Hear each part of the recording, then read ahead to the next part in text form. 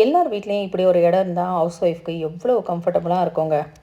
இப்போ நீங்கள் பார்க்குறது செகண்ட் ஃப்ளோரில் டெரஸ்க்கு போகிற ஸ்டேர்கேஸு.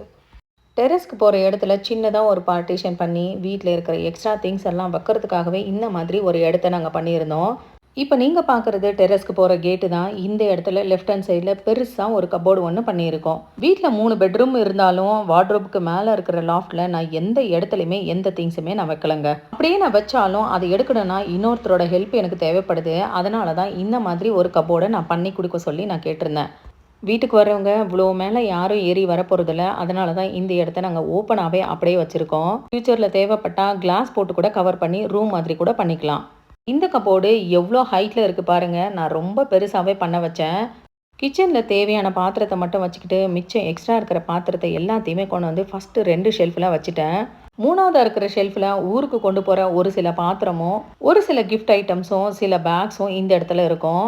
கடைசியாக இருக்கிற இடத்துல வீடு கட்டும் போது எலக்ட்ரிக்கல் ஐட்டமும் ப்ளம்பிங் வேலை செய்யும் போது அதில் மீந்த திங்ஸும் கீழே இருக்கிற இடத்துல நான் வச்சுருக்கேன்.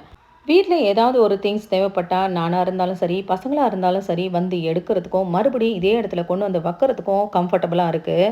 வீட்டில் எக்ஸ்ட்ரா இருந்த ஒரு டேபிளும் இந்த இடத்துல கொண்டு வந்து போட்டாச்சு. டேபிள் கடையில் நிறைய இடம் இருந்ததுனால டேபிள் கடையிலேயே ஊர்லேருந்து கொண்டு வந்த ராகி, அரிசி, செடிக்கு தேவையான ஃபர்டிலைசர் இது எல்லாமே இந்த இடத்துல வச்சுருக்கேன்.